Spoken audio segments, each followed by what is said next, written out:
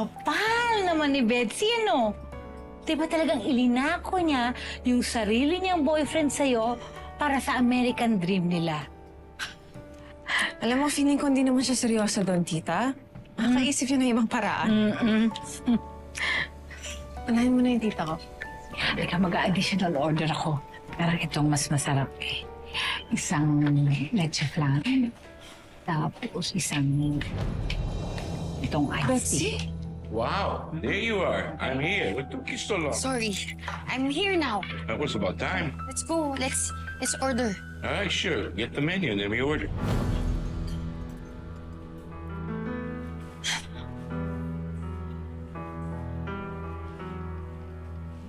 Betsy, anong ginagawa mo?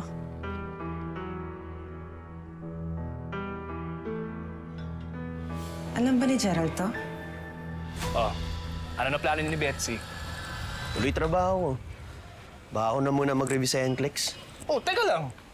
Ikaw, mauuna doon tapos si Betsy maiwan dito? Nako, magwawala yun dito. Eh, wala naman kaming choice eh. Tsaka maintindihan niyo naman yun. Partner, ang sa akin lang, ang alam ko, mahirap ang LDR. Tapos doon sa States, maraming magaganda. Ang puputi, ang gaganda, patay ka doon! Kalokohan. Uy, reto mo ako. Ang gusto mo matawag. Sige. Dahil ito, paborito ko to. Lalo na yung blue. Nahara po. Wala si Betsy rito.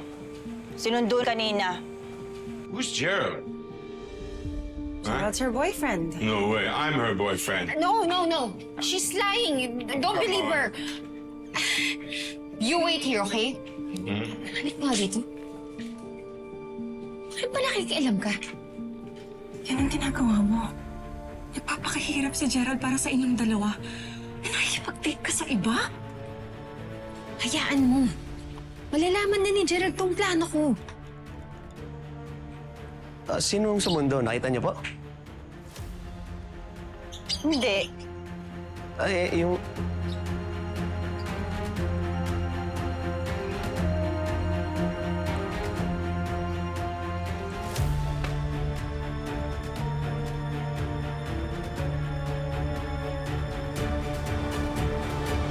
Anong pinagsasabi mo? Makikipaglandian ako dyan sa apam na yan. Oh my God, Betsy. Tapos pakakasalan ko. Siya yung magiging ticket namin ni Gerald sa Amerika. Kalang epal. Total, ayaw mo siyang pakasalan, di ba? Gusto mo talaga pakasalan ko si Gerald para sa'yo? That's gonna take years of my life nakasal sa isang tao na ginagamit lang ako para sa'yo. Ito naman, kung makapagsalta, kala mo wala akong ginawang maganda para sa'yo. Hindi lang si Gerald nagligtas ng buhay mo, pati ako. Wow. Ngayon palang singilan ng utang na loob. Oo, at due date na. Hindi dahil sa akin, baka patay ka na't wala ka sa Amerika, no? Pero hayaan mo, hindi kita pipilitin. At hindi rin ako luluhot sa harap mo para pilitin kang tulungan kami. Kaya pwede ba? Excuse me, may date pa ako. Betsy, wait lang.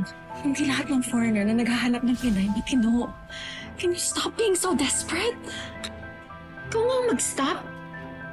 Tingnan mo ako dyan sa fake concern mo dahil wala naman yan magagawa para umangat ang buhay ko. Gusto nga dyan. What's going on? Baby Andrew, are you okay? Yeah. Sit down. Sure? Everything is okay. Yes. Okay. Sit down. Sorry po, ma'am. Yan, it's okay. Kuha lang po ako ng basahin. Hindi, okay lang. Yan, buti nga sa'yo. Harang-harang ka kasi dyan. Oh, nalalaban ka? Gusto sabihin ka ba? Desperado ako, di ba? Kaya wag ako. Bubunta lang kita dito. Betsy, naging kaibigan kita ng matagal. I'm just concerned for you. Kung kaibigan kita, di sana naiintindihan mo kung bakit ginagawa ko to. Palibhasa sa'yo, hindi mo kasi alam yung realidad namin ni Gerald eh. Privilege ka kasi. Mayaman ka. Kaya wala kang alam. Wala kang paki. Handa naman ako tulungan ka. Pero hindi sa paraan na gusto mo. Eh di wala ka rin matutulong. Wala yun. Kaya pwede ba umalis ka na lang dito?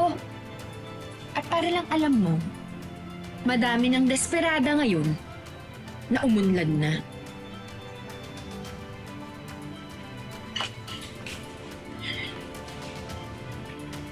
What's this all about? Can we eat now? Tita, si Arvin, let's order. It's about time.